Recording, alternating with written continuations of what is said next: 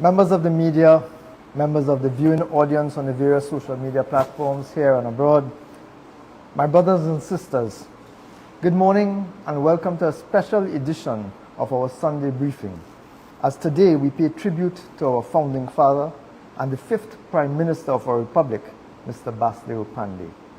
I am Davindranath Tancoo, Member of Parliament for Urpuch West, Opposition Shadow Minister for Finance and for the Ministry of Planning and Development, as well as the Chairman of the United National Congress and Chairman of the Public Accounts Committee. Joining me today is our very own Senator Wade Mark, Leader of the Opposition Business in the Senate, and he shadows the portfolio of Finance, Planning, Labor, Energy, and he's also Chairman of the Public Accounts Enterprises Committee.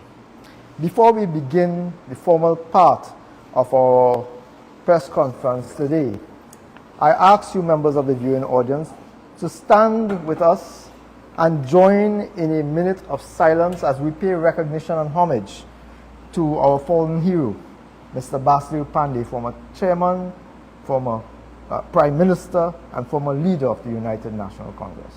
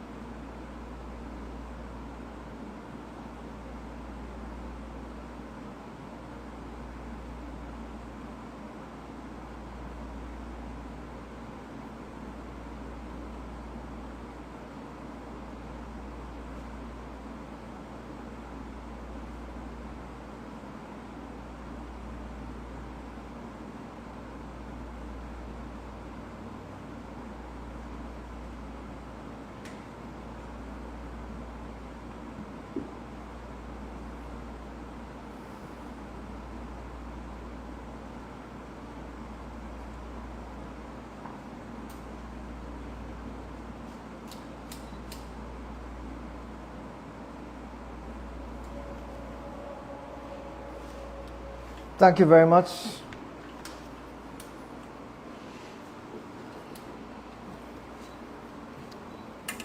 Over the past few days, many have offered tributes to our first political leader of the United National Congress and fifth Prime Minister of Trinidad and Tobago. I am humbled to join these distinguished individuals in offering my own accolades on behalf of the hundreds of thousands of individuals whose lives are better today because of the extraordinary work of this remarkable man over the course of his incredible life of national service.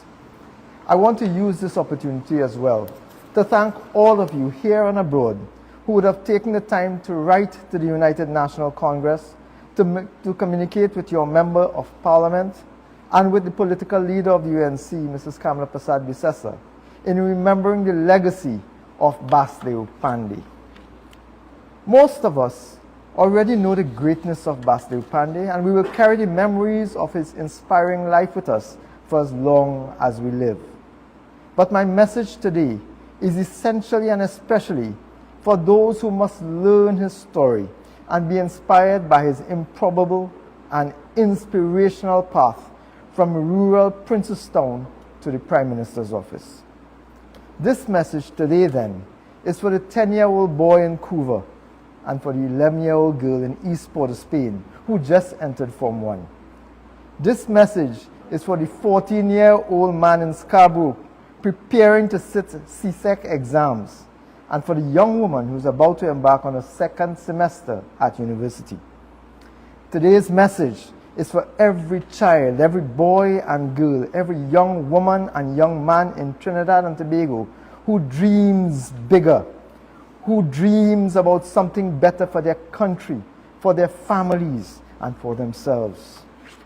They must know that if Basdeo Panday can begin his life from the humblest of beginnings as a child of a poor family in Princestown, as a sugarcane weigher in the estate of Williamsville, as a primary school teacher in the Siram Memorial and at the St. Clement Vedic schools, as a labor leader who organized his fellow workers and who led them to get up, stand up and demand their rights, as a member of parliament and as opposition leader to ultimately become our country's and our nation's fifth prime minister, they must know that if Panday can achieve such greatness, such a climb, such a magnificent and magnanimous journey, that they too can accomplish any goal on which they set their sights and are willing to work to achieve. My colleague, Senator Mark, will deal with some of the issues relating to Mr. Panday and his transformational actions as a trade union leader. And like in the trade union sector, Mr. Panday has left a lasting legacy in the political sphere. A lot of the history has already been put in the public domain, so I wouldn't repeat them here. But it bears reminding the national population that for all of the years of Mr. Panday's political journey, of all the years of his political life, Mr. Panday has fought against the bitterness, spite, geographic discrimination, and divisiveness of the People's National Movement. But every superhero has an origins story.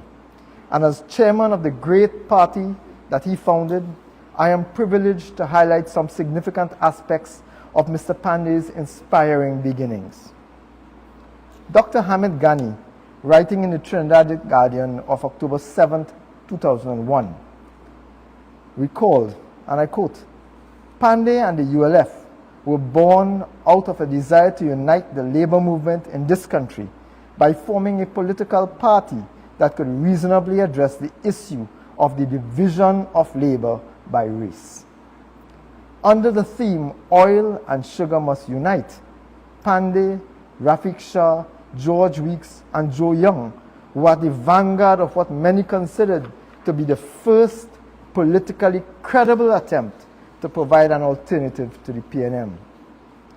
Although this attempt at unity was not as successful as he had hoped, Mr. Panday, undaunted as ever, tried again and again, never giving up, because he believed that a credible alternative to the People's National Movement was desperately required should this country be able to afford success, development, and growth. Mr. Panday's commitment to the Dream of National Unity platform eventually culminated in the creation of the National Alliance for Reconstruction, which swept the polls in a historic landslide victory against the PNM, against PNM political hegemony in the 1986 general election. But this historic union fractured, and the dream of one love and national unity eluded Mr. Panday once more. But ever faithful to the cause, Mr. Panday joined with other visionary men and women and yet again called on the patriots of the cane fields, the patriots of the oil fields, the patriots of the labor movement, the patriots of the working class, the patriots of the business sector to unite. To that end, the cause for love, unity, and brotherhood, known otherwise as Club 88, was formed in March 1988 and heralded the dawn of a political force that was destined to bring positive change to our nation. You would think that we would have been despondent and demotivated by how things turned out following the euphoria of the 1986 NAR victory, but we weren't. In fact, it seemed to be just the opposite. We were desperate not to let the dream die, and that then just reignited a fierce determination within Mr. Panday and those he inspired to try and try yet again. Like many, I grew up in a family where the photograph of Mr. Panday occupied a place of reverence.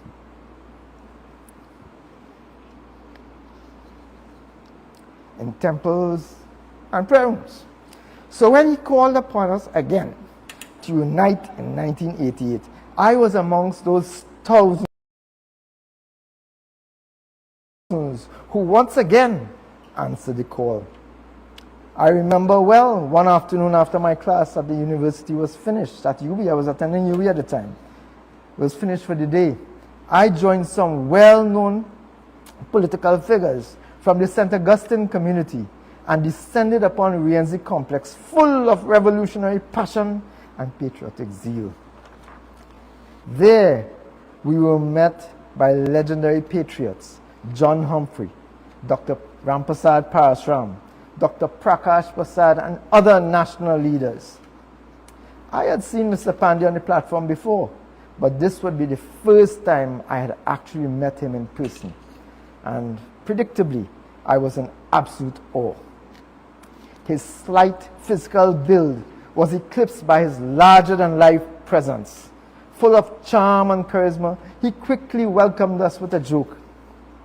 I was assigned the responsibility then of typing up the notes of a meeting which was being held in the conference room of the All Trinidad and General Workers Trade Union.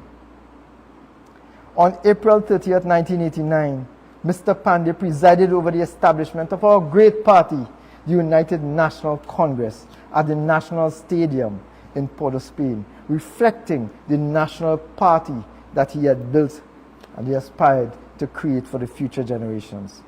This represented a seismic shift in the political paradigms of the nation.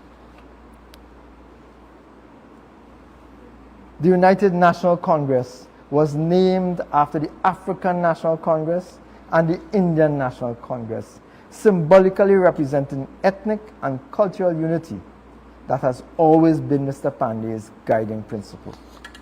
At the unveiling of the party's name and symbol in March of 1989, Mr. Panday explained the rationale behind our chosen designation, stating, and I quote, "United was meant to keep forever in our minds our long-sought dream.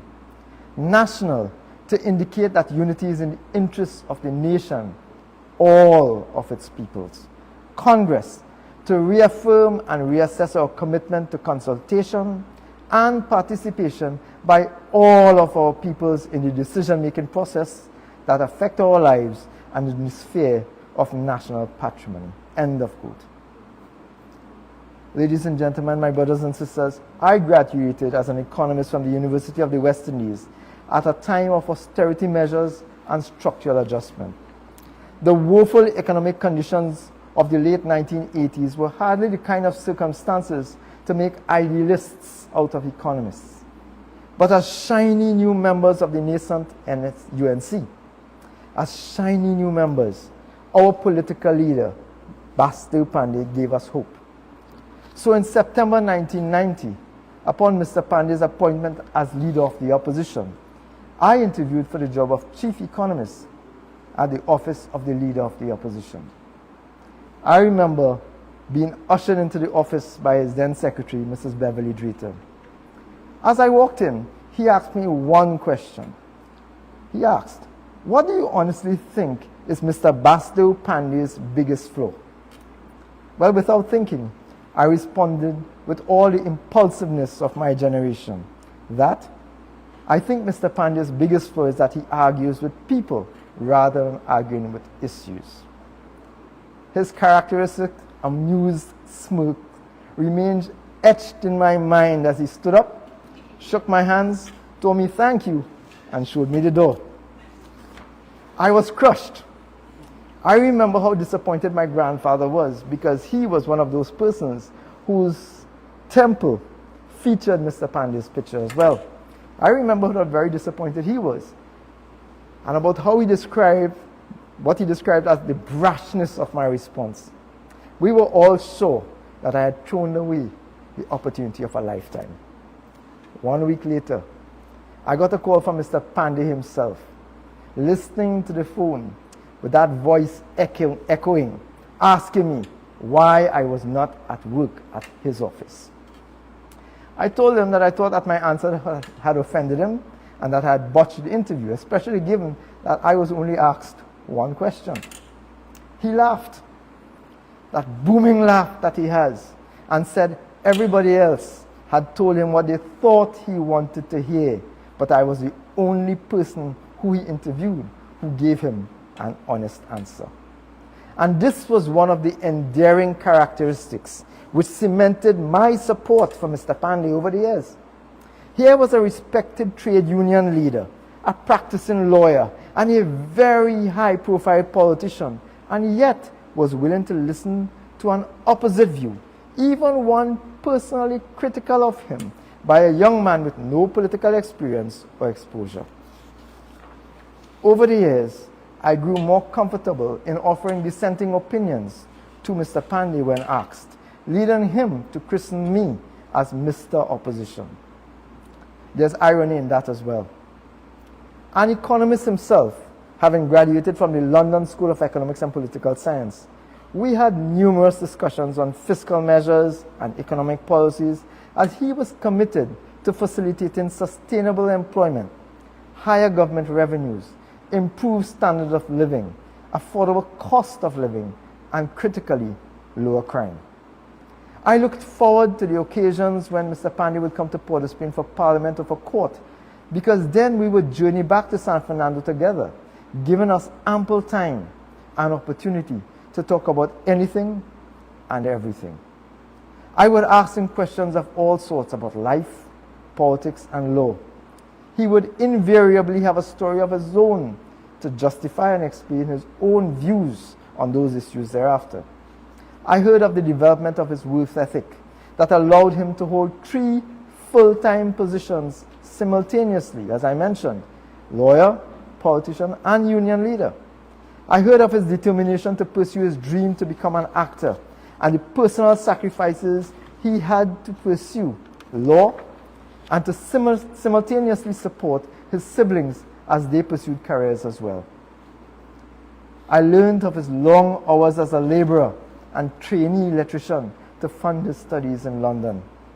He spoke often about the importance of his family and his own young life growing up in poverty, but never realizing that he was poor because he was surrounded by community, fellowship, and love. In many ways, I think that it was his own experience of lifting himself out of poverty and confronting some of the challenges that he faced, which guided so many of his decisions as a politician that we speak of today.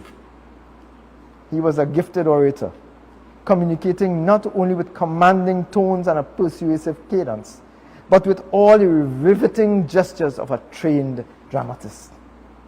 But when he spoke from his heart, like a caring father from a genuine desire to uplift his people so that they didn't have to experience the difficulties that he himself had lived.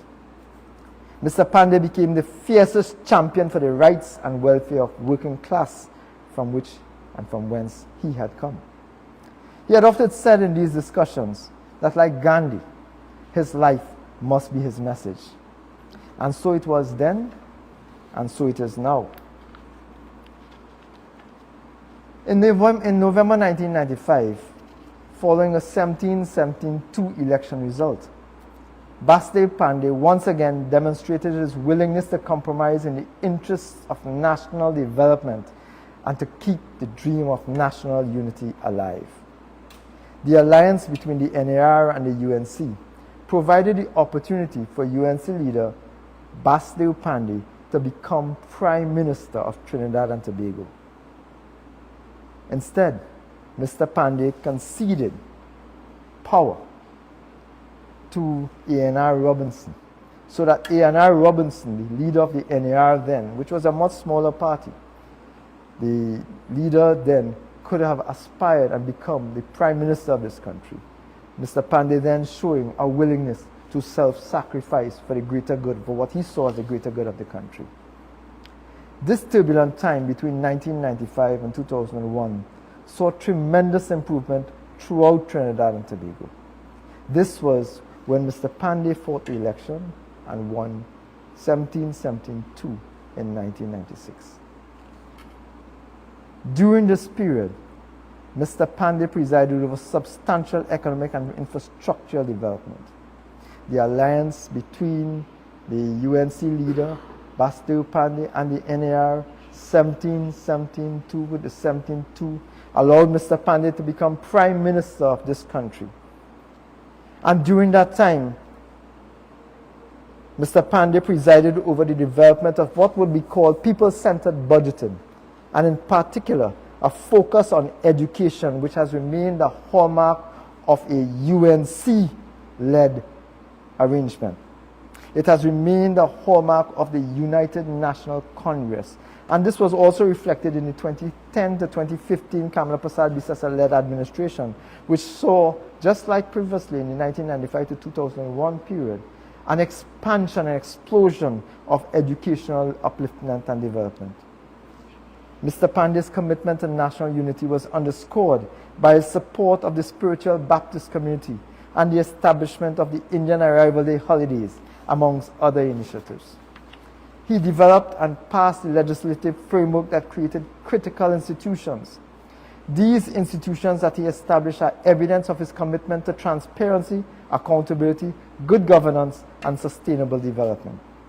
Institutions like the Integrity Commission to end corruption, the Equal Opportunities Commission to end discrimination, the OSH Act to protect workers, the Children's Authority to protect children, the Heritage and Stabilization Fund to save for future generations, the Freedom of Information Act to provide transparency. These institutions were created as important aspects of his legacy and must be preserved at all costs. Today, ladies and gentlemen, the legacy of Basdeo Panday is under attack by the very same political elements that Mr. Panday fought against for all of his political life. We cannot afford to let them be diminished. We cannot afford to let them be diluted or destroyed, as they are essential to the development of the kind of nation that Mr. Panday envisions. The Integrity Commission, ladies and gentlemen, is one of those many institutions that today has faced the wrath of the PNM. It seems that those institutions created by Mr. Panday for the development of democracy are all being undermined by the People's National Movement today, as they have done historically.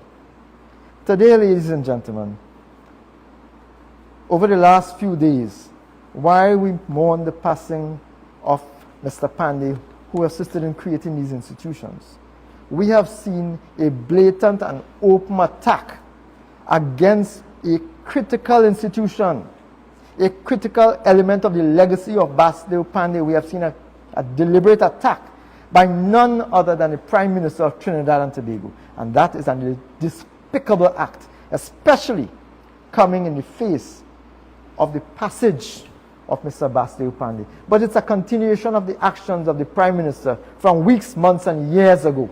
Whenever he has been called to account for his actions, the Prime Minister has become a belligerent bull in a china shop. But the Integrity Commission, ladies and gentlemen, as I just indicated, was formed to ensure transparency and to end corruption. I want to quote from the Trinidad Guardian of today, the editorial of the Trinidad Guardian of today. I quote, ladies and gentlemen, from page 14, Guardian Opinion, Securing Integrity in Public Life. Since the formation of the Commission, every chairman has been attacked, making the institution a scapegoat or an object of ridicule and accused of being a tool of some nefarious third party. The chairman are made to appear as the alter ego, the embodiment of the Commission, even if they are not carrying out the investigations themselves. This is a deliberate technique used by people under investigation to rob the Commission of legitimacy and undermine its credibility and the public's trust in its operations. The irony of this approach is that the Commission is the one institution that could clear the air and clear the reputation of any politician. Why would any official, far less a Prime Minister, attack the Commission's credibility? The editorial continues, it is unfortunate, if not shameful, that a Prime Minister who came to power riding the horse of integrity in public life should resort to linking the Commission to ill-advised and politically motivated investigations. The Guardian editorial concludes, and speaking from this platform, I want to also endorse these statements. We wish to remind Dr. Rowley that the Commission is duty-bound to consider all complaints that come before it. It was regrettable that Dr. Rowley has so many assets that he seems to have forgotten to include a recently purchased townhouse in his declaration. Ladies and gentlemen, as we pay tribute to Basdeo Panday, this incident highlights the importance of his legacy. It highlights the very things that Mr. Panday fought against to ensure that there was an absence of corruption, to ensure that there was clarity and transparency. And as I said, it is a shame, it is a despicable act that at this juncture, it's a slap in the face of the legacy of Basdeo Panday that the Prime Minister is openly attacking the Integrity Commission, which was set up for the purpose of clearing political office holders. Mr. Panday's legacy deserves better. Clearly, we need to continue to defend the actions that Mr. Panday would have initiated. Clearly, we are fighting the very same battles that Mr. Panday has fought for all those years. You know, Mr. Panday's actions, his life, has inspired many, including me, to get involved in politics and to try to make a difference. And I am proud to say that today, many of his jailers remain involved in politics up to today in various fields and in various forms of political service. Ladies and gentlemen, our country has lost 2 statesmen in the past week. And I would like to take a few moments to recognize another giant of a man, the first Secretary of Tobago, Mr. Ho Choy Charles. Let us, ladies and gentlemen, reflect upon the honor of a gentleman who fought for equal rights for Tobago, who even in his very last days continued to demand respect for all Tobagonians. Ho Choy Charles, in many ways, is and will always be the statesman who spoke forcefully and fearlessly of his firm belief that Tobago was as important to our nation as the island I stand in today. I wholeheartedly agree. There is no Trinidad and Tobago without Tobago. There is no future for this island without our sister island. We are one nation. We are Trinbagonians. Rest in peace, Mr. Charles. Rest in peace. Basdeo Panday fought hard for the causes and principles that mattered to him. We must continue to so do. Because if we fall short, ladies and gentlemen, we run the risk of the PNM doing to this country what they did for many years before the legacy of Basdeo Panday introduced these various bodies whose actions will focus on protecting the purse and the person of the public of Trinidad and Tobago. Mr. Panday fought very hard for his causes and the principles that mattered to him. But at the end of the day, at the end of the fight, he knew that those who disagreed with him were not his enemies. They were his fellow patriots who also cared deeply about our country and its future. Mr. Panday had said that before, that he doesn't see those persons who are opposed to him as his enemies. He saw them as his opponents.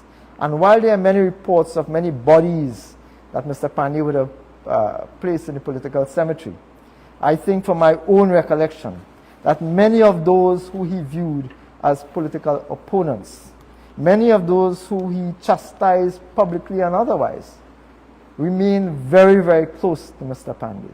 In fact, many of those are now considered amongst his friends. So Mr. Panday was never a victim.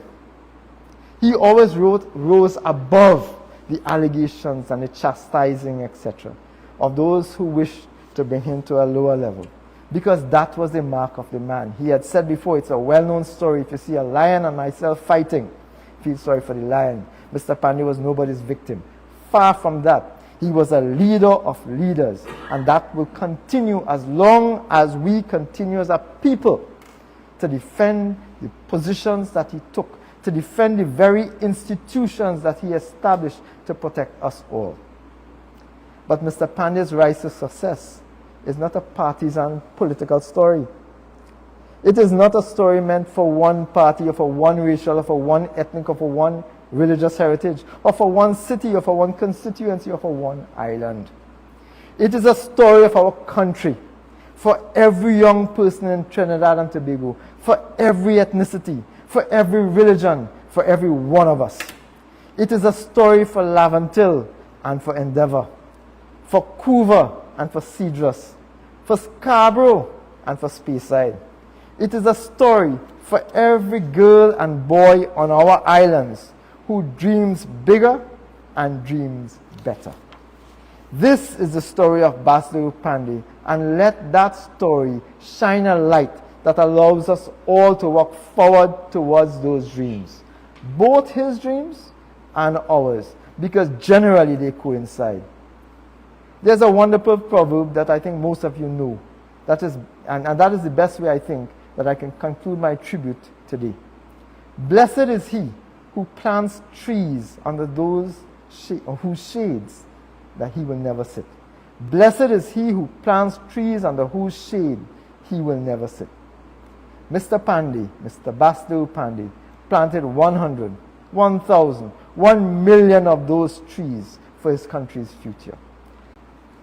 Nations, though, are nurtured by the legacies left by its most enlightened minds. Such legacies remind us to be kind to each other and not to merely tolerate each other.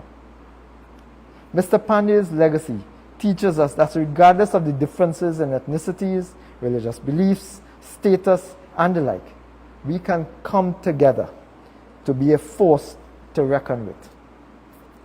Reflecting on Mr. Panday's lifetime of true faith and allegiance to Trinidad and Tobago, I will end by quoting again from his 1989 address at the unveiling of the UNC's symbol and name.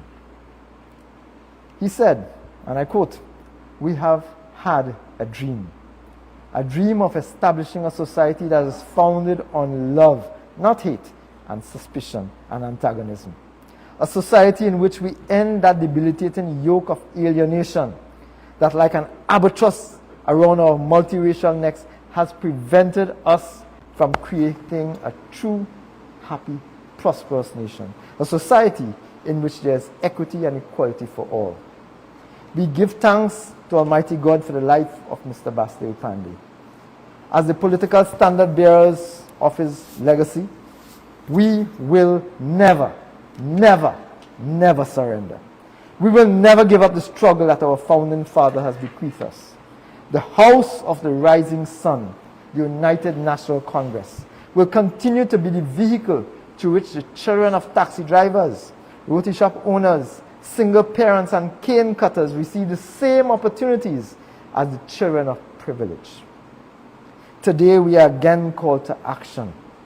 With high crime, high unemployment, high poverty, loss of opportunity, poor governance structures in education, health, and social support, today we are again called to action to continue the legacy of Mr. Basdeo Panday. We in the UNC will continue to pursue one love and national unity until every Trinbagonian casts off the shameful colonial heritage of ethnic and geographic division. Mr. Panday inspired generations not to be passive spectators in their lives, to stand up for ourselves and to fight for what we believe we deserve. Whatever he saw that needed to be fixed, Mr. Panday stepped forward and made an attempt to fix it. Today, with high crime, ladies and gentlemen, the UNC, which is to use this opportunity to launch again an attempt to engage the national community to treat with a critical issue facing us in Trinidad and Tobago, which is crime. The Prime Minister has refused to meet to date, despite acknowledging and accepting that crime is a major factor creating us. We have done what Mr. Panday would do. We have decided to take the bull by the horns under the political leadership of Kamla Persad-Bissessar. And I wish to announce again today that on Monday, 15th of January 2024, at the La Jolla complex at 6 p.m., the United National Congress will be hosting its first anti-crime talks. I want to invite members of the public, members of the business community, everyone who's affected by crime, and that should be 1.47 million people of Trinidad and Tobago, to please make your way to the La Jolla complex and let us continue to build, let us continue to fight, let us continue to engage each other for a better Trinidad and Tobago. Let us continue the legacy. I said that Mr. Panday inspired generations not to be passive. Let us consider that this is another opportunity to aspire to that legacy, to ensure that we are clear in our minds, just like Mr. Panday wanted us to focus on, that we are indeed now the architects of our own future, that our governance no longer lies in foreign hands that once held a royal scepter, but in independent Trinidad and Tobago hands that hold the right to vote. Ladies and gentlemen, Mr. Panday could not have served our nation so faithfully without the love and support of his family. And today, on behalf of the United National Congress, the 120,000 members of the United National Congress, and the 1.4 million people that support this great party and this great country, I wish to extend our condolences once more to Mrs. Uma Panday and to the children of the Panday family and to the Panday family generally. Our prayers and support will always remain with you.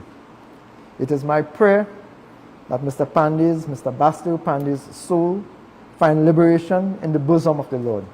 I thank you, and may God bless our nation of Trinidad and Tobago. I now will turn over to my colleague, Senator Wade Mark. And Senator Mark has a long history as well with Mr. Basdeo Panday, stemming back from the Union days and moving forward into the political life, tracing almost the same trajectory of the Panday's legacy. My brother, Senator the Honorable Wade Mark. Thank you. Thank you, Dave.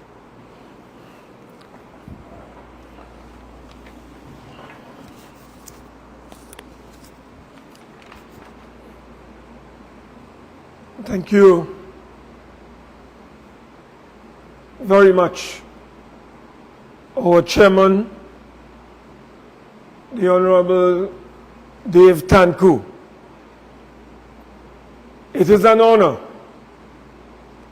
for me to join with Dave on behalf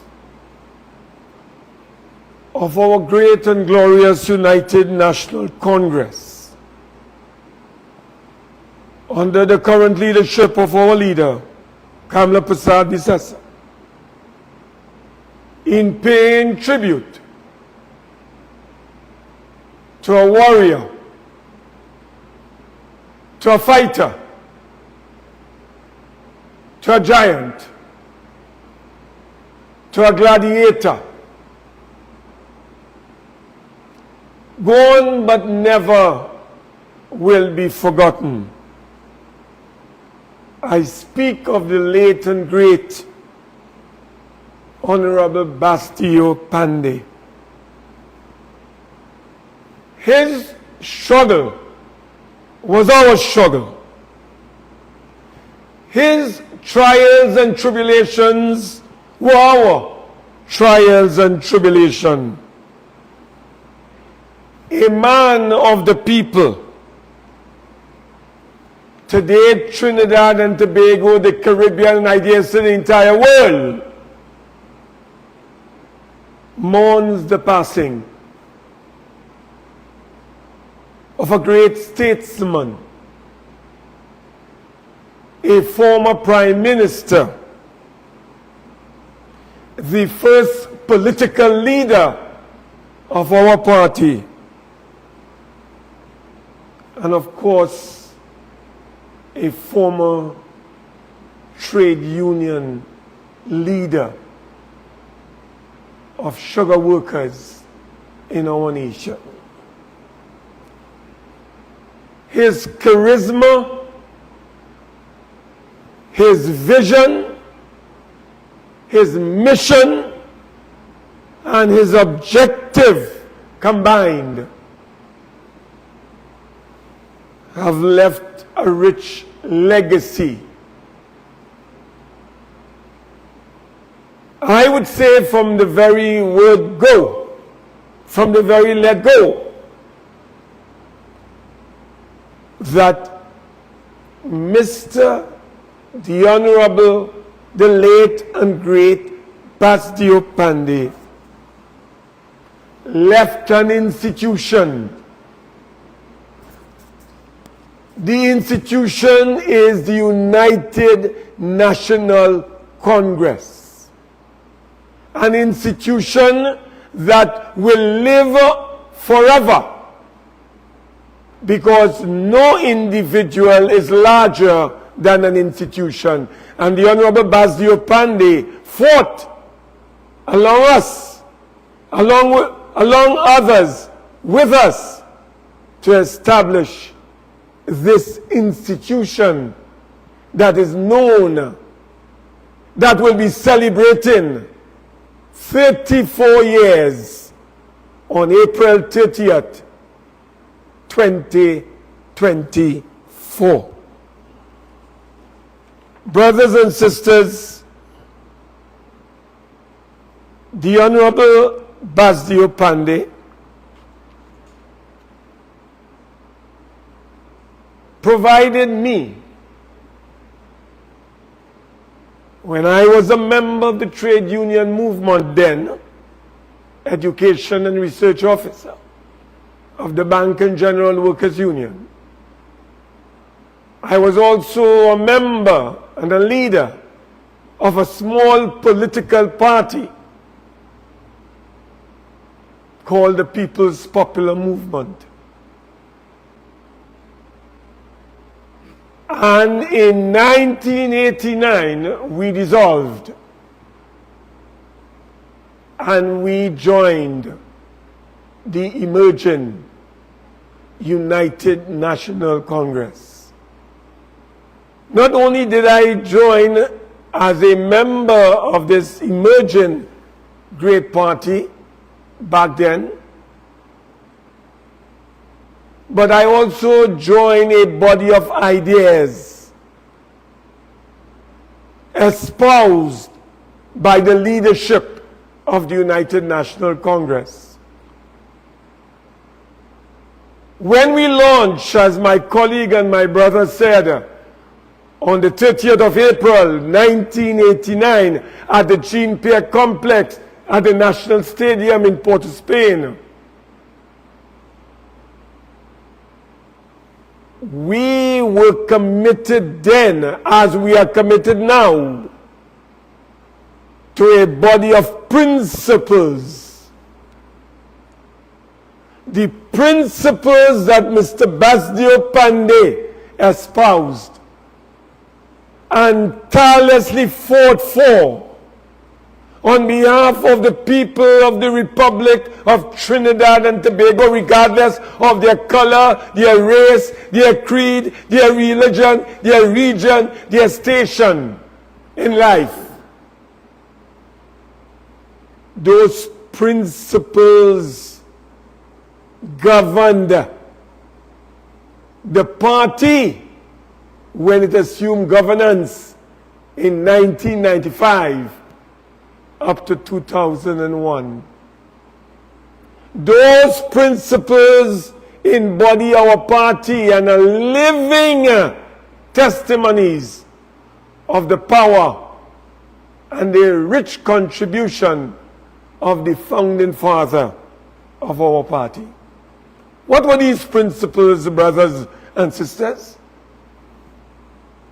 These principles were equality,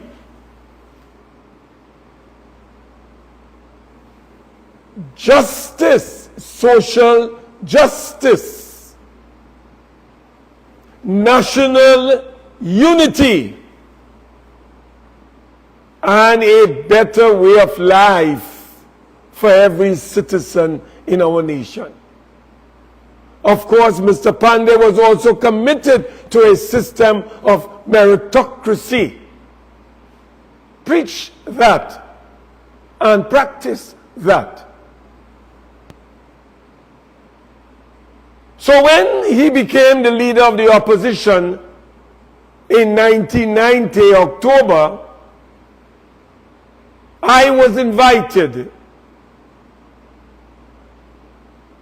to be a senator, and he appointed me, and I graciously accepted his appointment as a senator in the parliament, October of 1990. He was then leader of the opposition.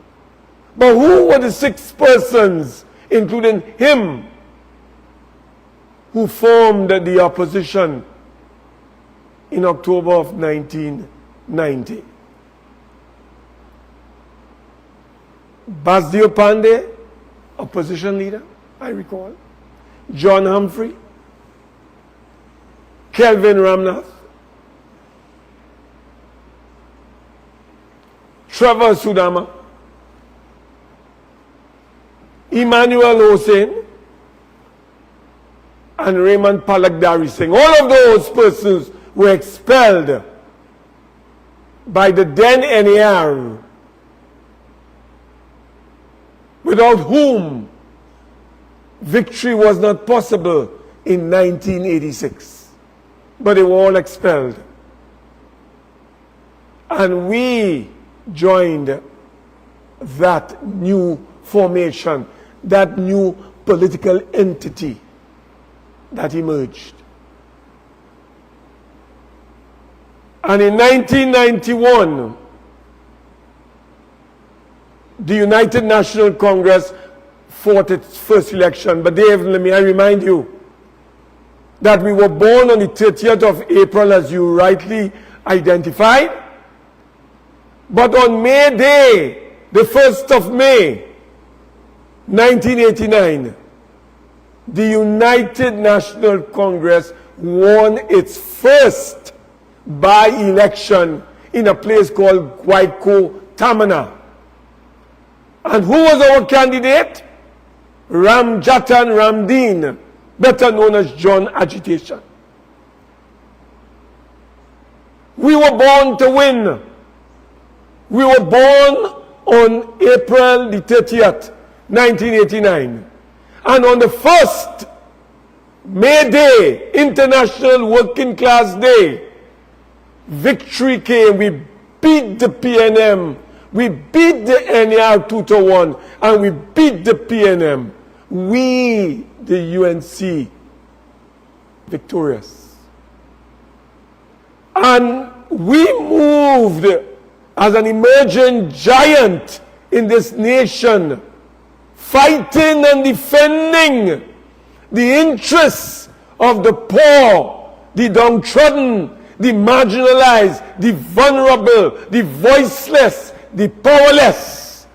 The United National Congress was that instrument created by Mr. Panday in order to defend the interests of the working people of our country. And they've in less than 1 year, an election was called, and the United National Congress won 13 seats. We moved from 6 seats to 13 seats in the space of 1 year. I was then asked by Mr. Panday to serve as leader of opposition business in the new parliament in 1991, which I graciously accepted. And we worked as a team, and we worked hard against the PNM. And a snap election was called in 1995. And we moved from 13 seats to 17 seats. Dave has already indicated to you, and a coalition was formed, and Mr. Panday emerged as the first Prime Minister coming out from the United National Congress as our first political leader, first Indo-Trinidadian and Tobagonian to lead this country, the first Hindu, the first Labour leader to become Prime Minister of our republic. But you know, his commitment to equality, to social justice, to national unity, to inclusion, and improving the quality of life of every citizen began to manifest themselves as soon as we got into office. The first thing that comes to mind, Dave, was when the Honorable late and great Basdeo Panday lifted a ban that was imposed by Dr. Eric Williams, then Prime Minister of Trinidad and Tobago, against who? Kwame Ture, better known as Stokely Carmichael. He was banned by the PNM, a man who was born on Oxford Street, left here at 11 years to join his parents in the United States, became a powerful civil rights leader alongside Martin Luther King Jr. in the United States, fighting for black equality and justice and racial equality in America. We should have been proud to embrace him. Instead, what did the PNM do? The PNM imposed a ban on Stokely Carmichael, known as Kwame Ture. It took the United National Congress, it took Basdeo Panday, our Prime Minister at that time, to lift that ban and allow Kwame Ture, Dave, to come back home. I was at the airport with Ralph Maraj, Foreign Affairs Minister, because I must tell you, I had the distinct pleasure and privilege of being asked by Mr. Panday to serve in his cabinet of 1995, which I graciously accepted. And we served there, and I served as the Minister of Public Administration and Information. And we met Kwame Ture at the airport. And he met with Mr. Panday. Mr. Panday didn't stop there. Kwame Ture at that time was not well. And Mr. Panday brought a note to cabinet to contribute to the medical expenses of Kwame Ture. That was the quality of the gentleman. That was the quality of the giant. That was the quality of the icon, Mr. Basdeo Panday. Then we fought for the Baptists to get their public holiday. Williams promised a public holiday, never delivered. Patrick Manning promised a public holiday, never delivered. You know who delivered? It was Basdeo Panday.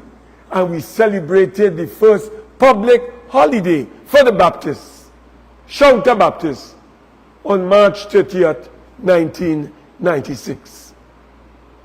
Never forget that it was Mr. Panday who brought in 1999 the Orisha Marriage Act, which allowed Orishas to marry and to be legally recognized in Trinidad and Tobago after decades of discrimination. So Mr. Panday, larger than life, contributed enormously and translated into reality all his principles that he stood and fought for: equality, unity, social justice, and inclusion. members of the media, brothers and sisters, we have lost a monumental, he has made a rich contribution to Trinidad and Tobago. And I want to deal with his contribution to the labor movement, particularly whilst he was Prime Minister and even before. As President General of the All Trinidad Sugar and General Workers Trade Union, Basdeo Panday fought, even though he was subject to brutality by the PNM, in March of 1975, Bloody Tuesday, he never turned back. He fought for the sugar workers, and they got guaranteed work all year round rather than seasonal work, 6 months in the year.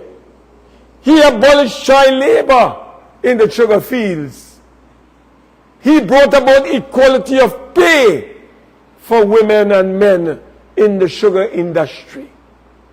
He brought about 100% increase in wages for sugar workers from $5.04 to $10.08. Basdeo Panday. He introduced low-cost housing for sugar workers in our country. He has made a tremendous contribution to the workers in the sugar industry. And I want to put on record, Basdeo Panday did not close down the sugar industry when he was Prime Minister. Basdeo Panday sought to preserve and expand but diversify, conscious of the challenges facing the sugar industry. It was Patrick Manning and a fellow called John Rahel who combined, slaughtered, butchered, destroyed the sugar industry in Trinidad and Tobago. So I saw somebody writing a story in the papers talking about a complicated story involving Panday and Carney in 1970. What is complicated there? There's no complications. So when it comes to labor and it comes to the workers, the Honorable, the late and great Basdeo Panday made an indelible and rich and lasting contribution to the workers and now the offspring of those workers in Trinidad and Tobago. Never forget that under his reign, when he was Prime Minister, the first national minimum wage was established in Trinidad and Tobago. First national minimum wage. We abolished sectorial wages that was confined only to categories of workers, whether they were petrol workers, restaurant workers, whether they were shop assistants. And when a wage increase takes place at the minimum wages level, it goes across the board to all workers in Trinidad and Tobago. Panday.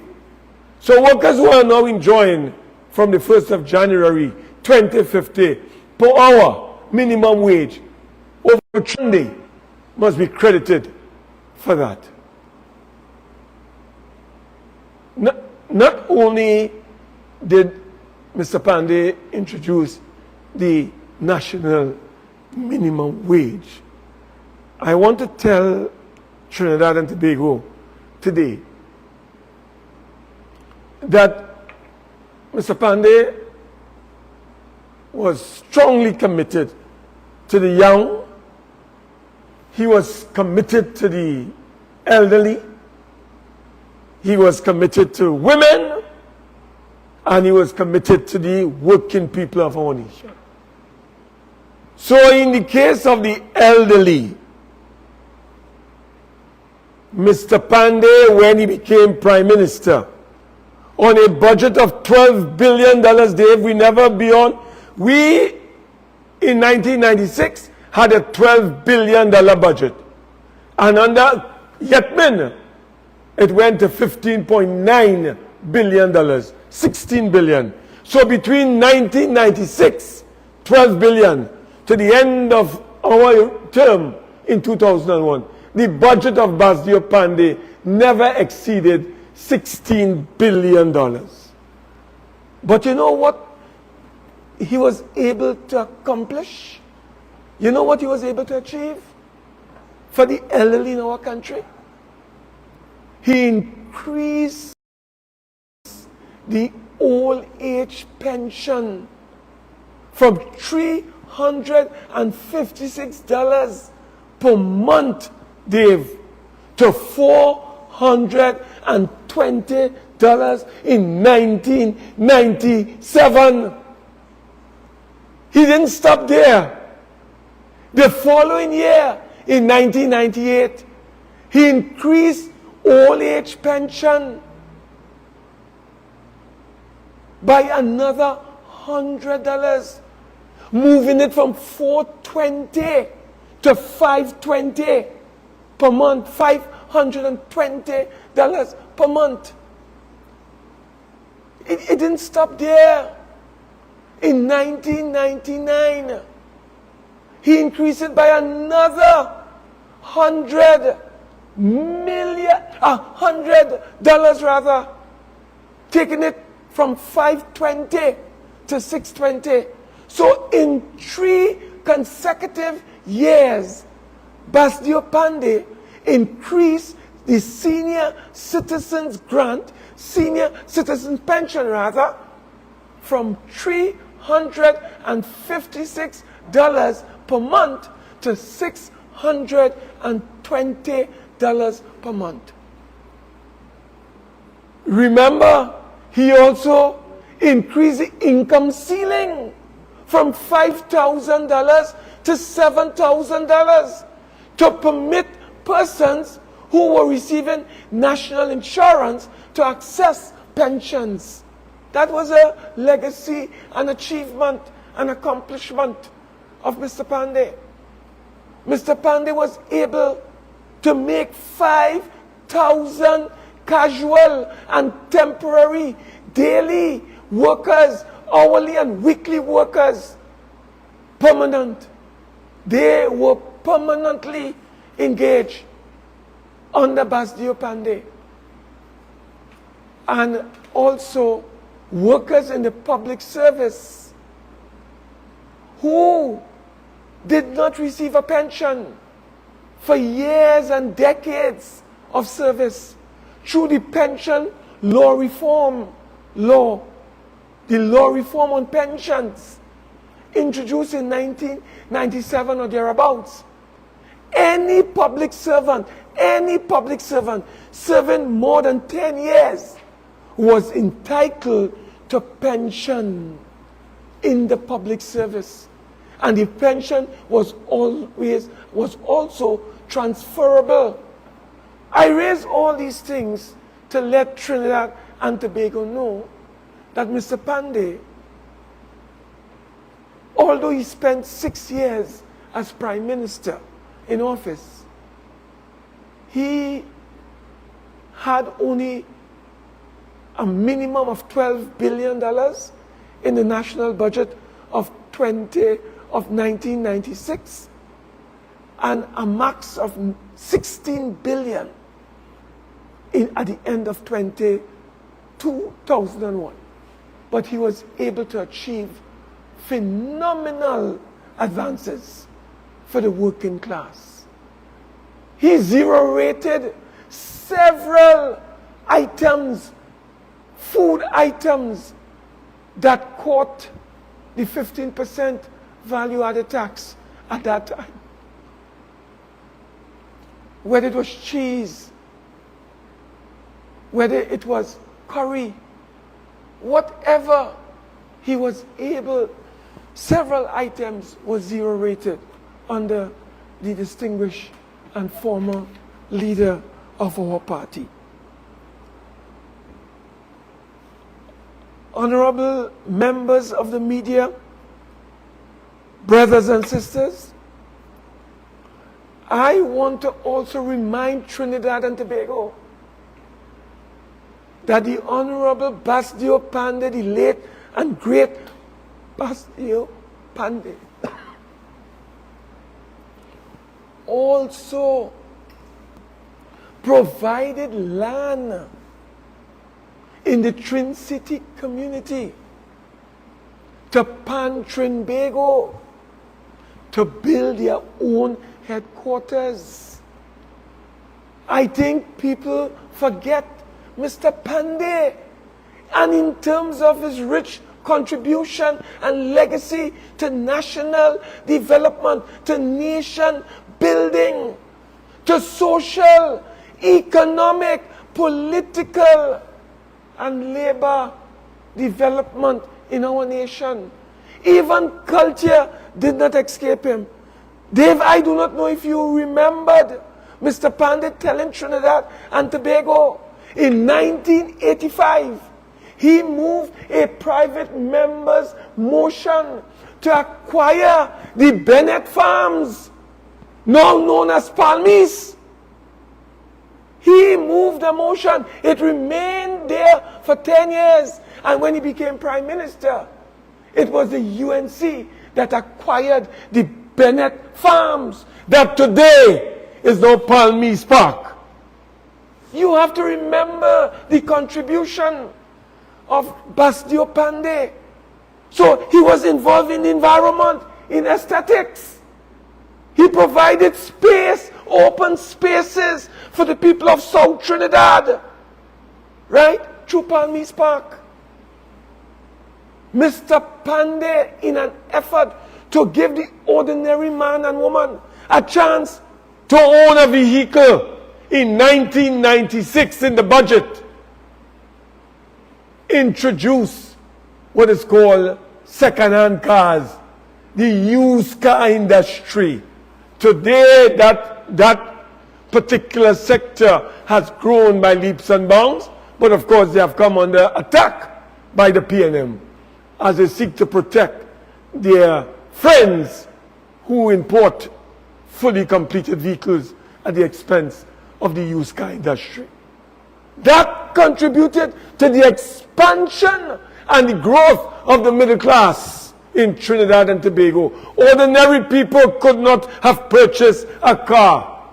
Mr. Panday allowed ordinary men and women to own their own vehicle. Some of them became so enterprising, Dave, that some of them had 2 and 3 vehicles, all as a result of the opportunity given in legislation and policy in the 1996 budget of Mr. Basdeo Panday.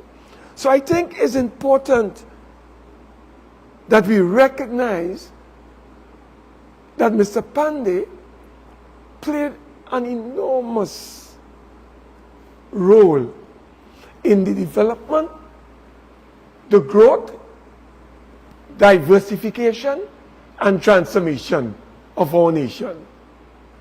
And may I remind Trinidad and Tobago, in order to remove the cloak of secrecy and to allow the sunshine of transparency and scrutiny into public affairs, Mr. Basdeo Panday passed, as Dave reminded us, a suite of legislation, very deadly in the hands of opponents and or rivals. But he was not concerned. Nobody forced Mr. Panday and the UNC to pass this suite of legislation. What were they? The Judicial Review Act, the Freedom of Information Act, the Equal Opportunity Act, the Integrity in Public Life Act. Those were deadly weapons in the hands of any opposition. But those things were done voluntarily because of our commitment to equality, to social justice, to national unity, to inclusion, and to ensuring every man, woman, and child had an improved quality of life in our Twin Island Republic. For the first time, the executive came under scrutiny and accountability. That was under Mr. Basdeo Panday. And how was that done? Mr. Basdeo Panday was able, with the support of the party he led in the parliament, to bring about a measure called the Constitution Amendment Act. You know what Constitution Amendment Act did? It brought Parliament into the 21st century. It brought about departmental committees. If you go under Section 66A of our Constitution, those departmental committees came into being in 1999, and those remain as we speak today. So it made the executive accountable for the first time to the parliament and to the legislature.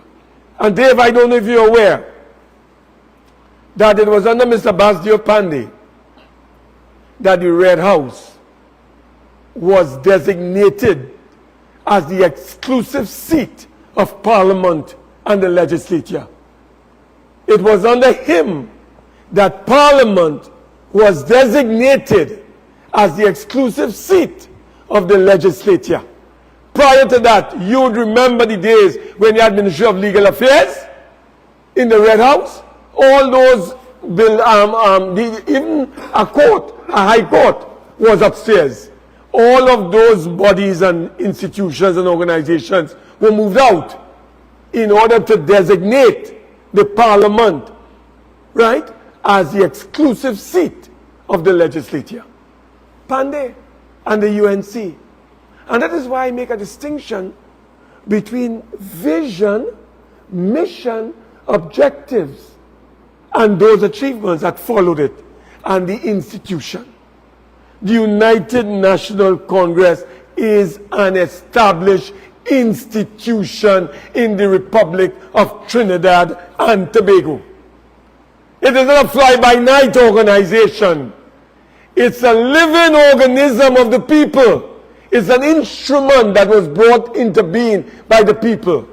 I can never forget that day when the people gave the mandate to Basdeo Panday and the group that had formed Club 88 in the mud, in the slush, in the rain at Arangwen Savannah on the 16th of October. 40,000 people braved the rain, the mud, and the slush to give the caucus of love, unity, and brotherhood led by Basdeo Panday the mandate to form the United National Congress, which became the instrument in defense of the oppression of the PNM at the time.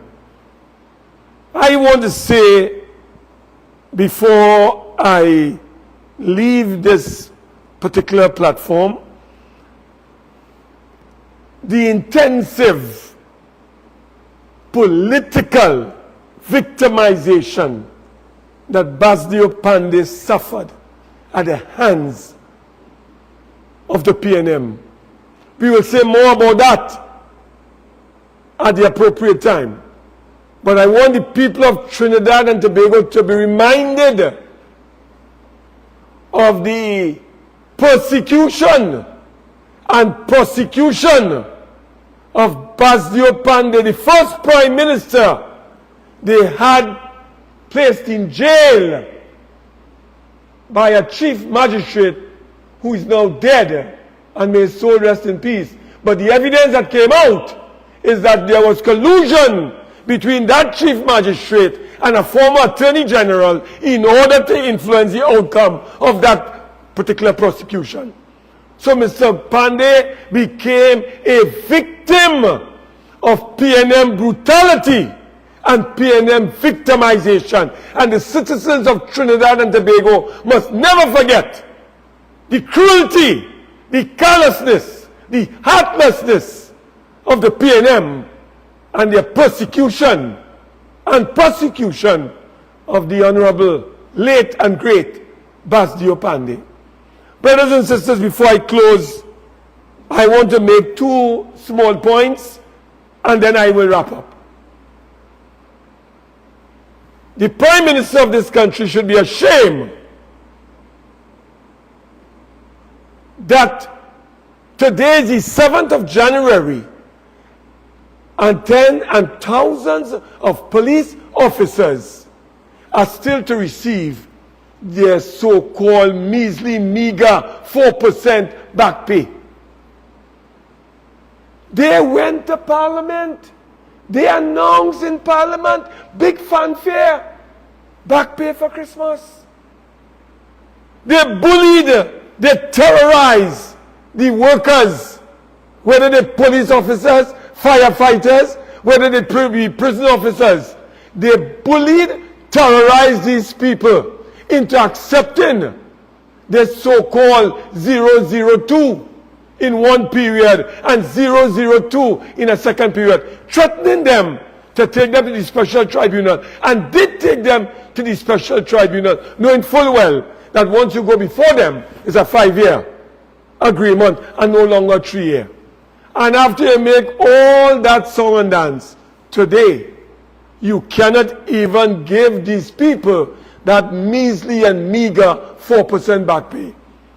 The Prime Minister, the Minister of National Security, and the Minister of Education all have to take collective responsibility for this debacle that is facing police officers. And the United National Congress condemns the heartlessness of this government, the contempt and the insult that they are showing towards our police officers. So we call on the Prime Minister, stop attacking the Integrity Commission. And I want to ask the President of this country, is the President is part of a tag team? I ask the question, is the President of the Republic part of a tag team? Was the Prime Minister not aware that the term of office of the Chairman of the Integrity Commission was coming to an end on Thursday of this week? If he was aware, was that the reason why he launches blistering and vicious and unprovoked attack on the integrity of the Chairman and by extension the Integrity Commission? What does the Prime Minister have to hide? Why is the Prime Minister scared of the Integrity Commission?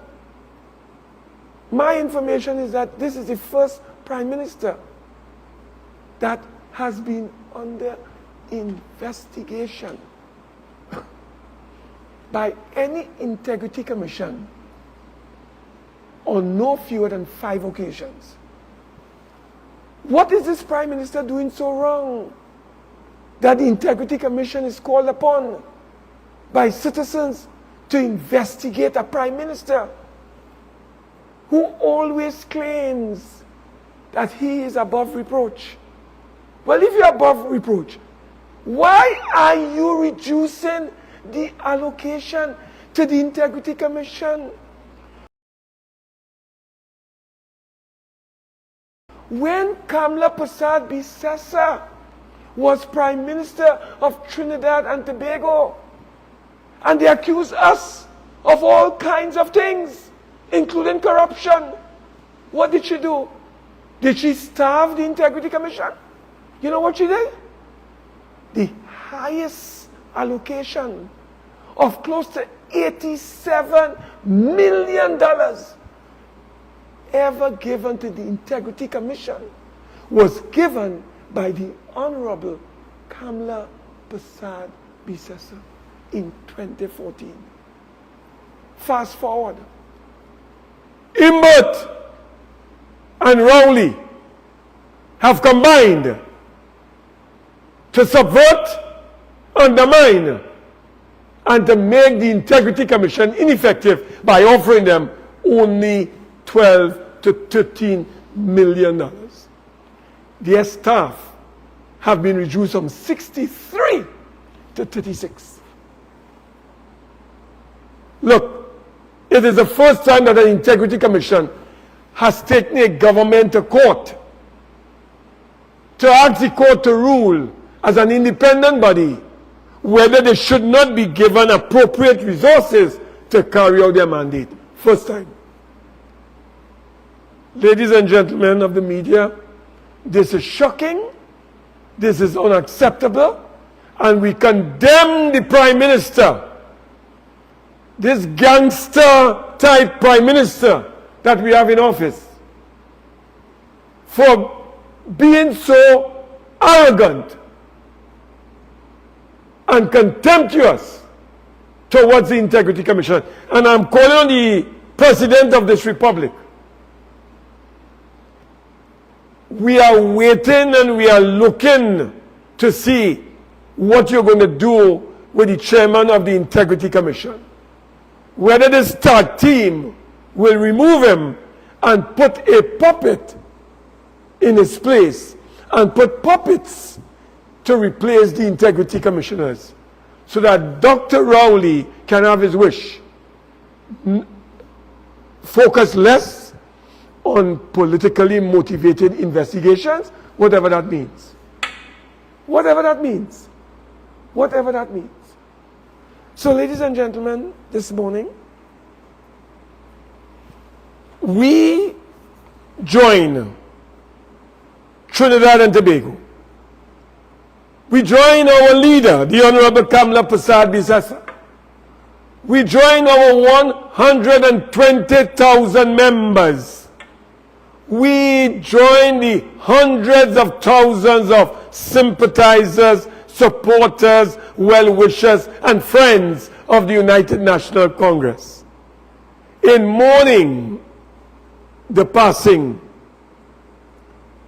of a great soul, a legend, an icon, a giant, a gladiator,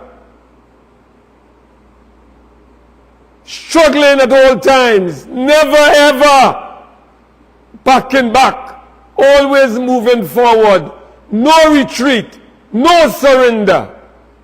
That was Basdeo Panday.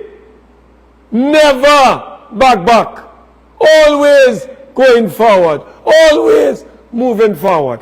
That was the mettle of the man. A fighter for the working poor, the working man, the people of our nation. Today, Dave and I join our party and our leader and all the people of Trinidad and Tobago in celebrating the life of a great citizen of our republic, a liberator, a freedom fighter. We join him.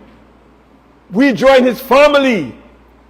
We extend, as Dave has extended, our collective condolences to Oma, to the daughters, to the children, to the family, to the friends, to the associates of the late and great Basdeo Panday, former Prime Minister of our great republic, our beloved republic, first political leader of our great and glorious institution called the United National Congress, trade unionists,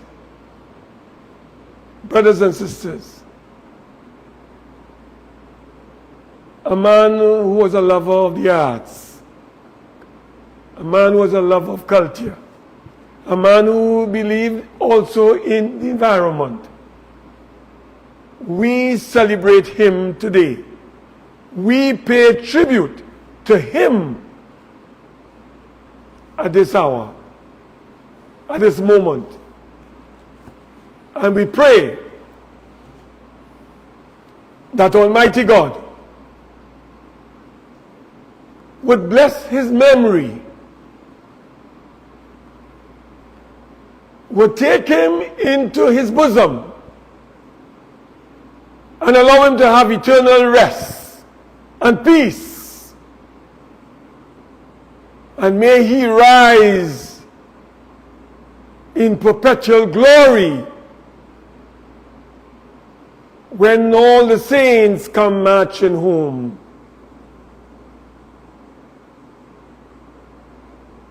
We salute a soldier. We in the UNC salute a warrior. We in the UNC salute a fighter for equality, for justice, for national unity, and for inclusion of every man, woman, and child in the developmental process in Trinidad and Tobago.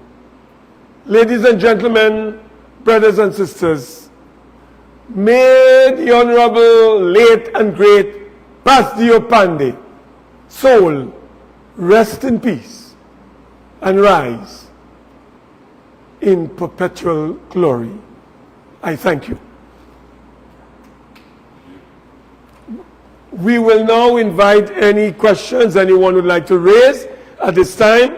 And Dave is here, I am here, and we are willing to answer any questions that person would like to raise.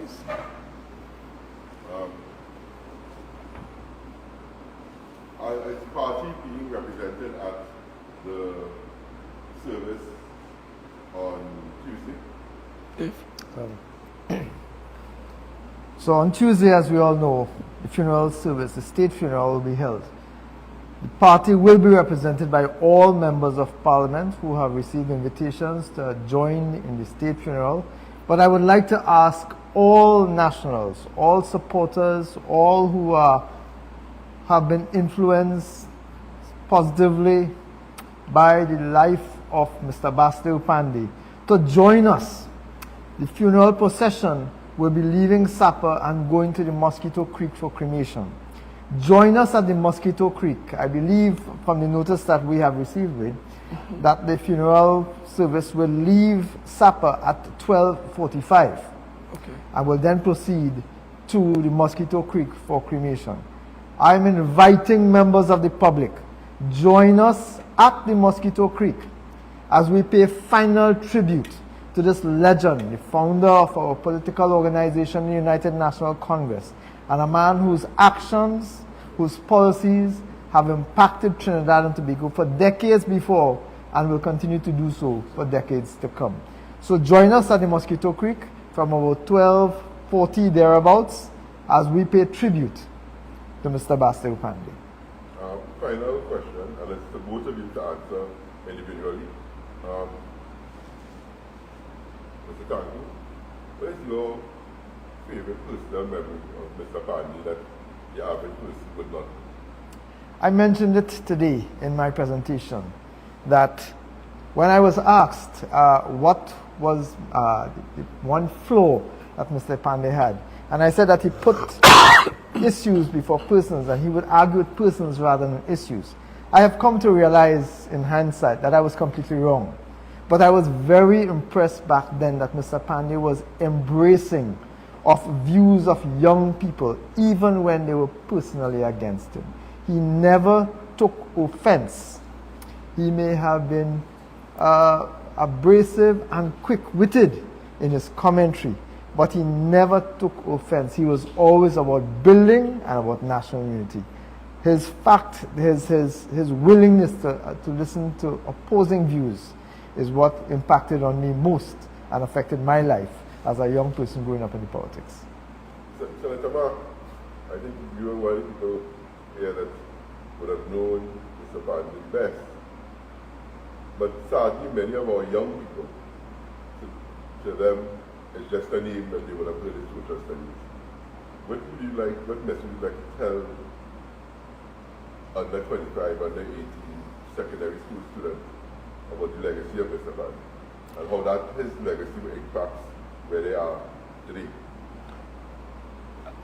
I would like to tell young citizens of our republic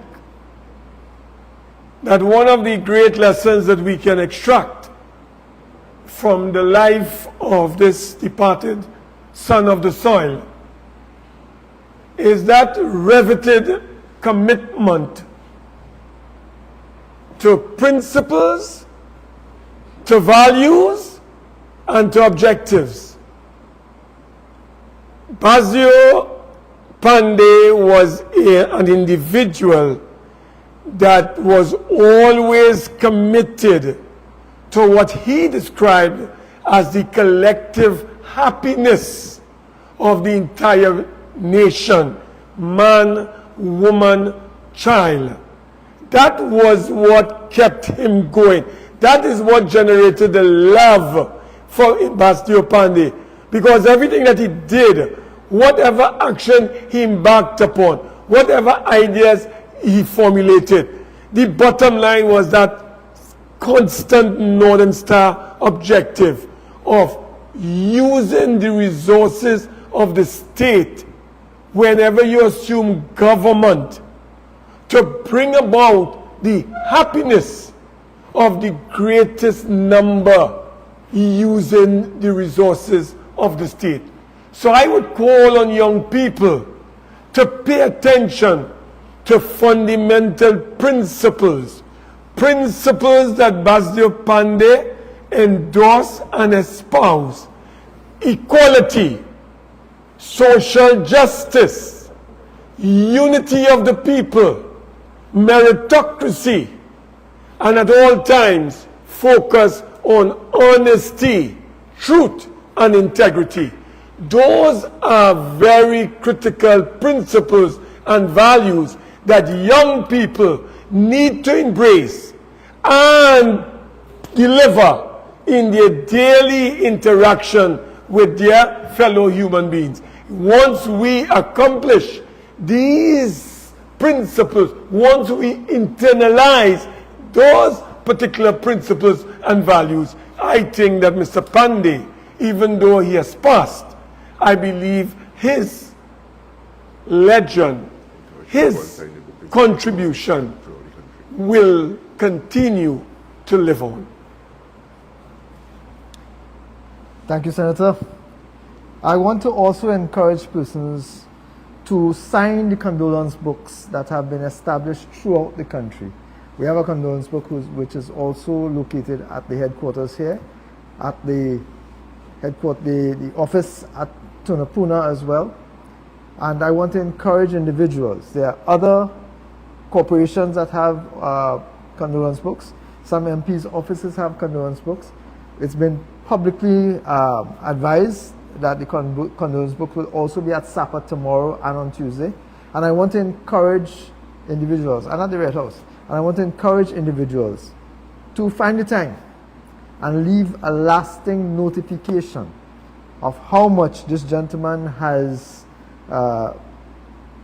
impacted our lives as citizens of Trinidad and Tobago. Senator Mark, I invite you to sign the condolence book here at the UNC headquarters.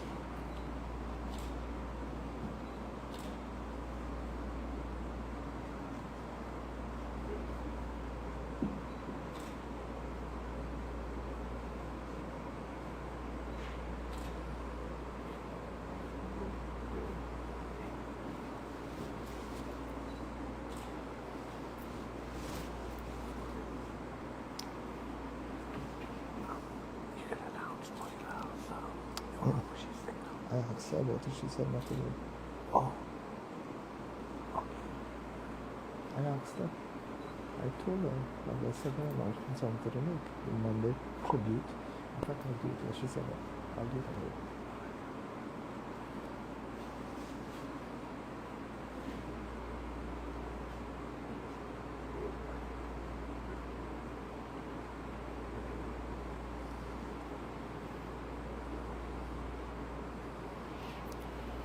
If you want, you could sign. Let's take sign.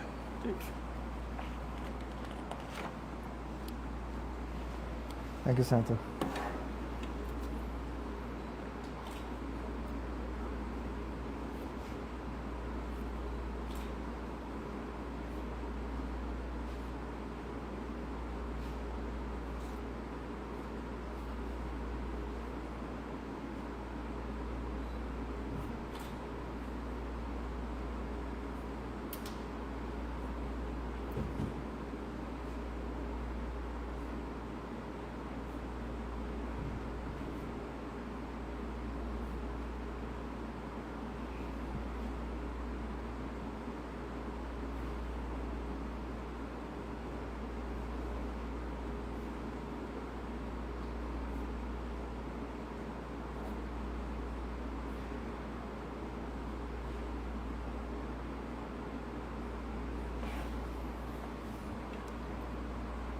I also want to use the opportunity today to invite members of the public to an event being hosted tomorrow in commemoration of Mr. Panday's love for culture.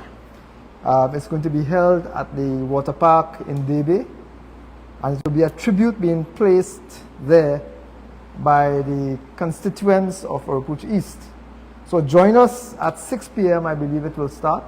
Join us for a celebration of the life and times of Basdeo Panday in song, in classical singing, something that Mr. Panday had a particular passion and love for, at the Debe Water Park, starting at 6:30 thereabouts.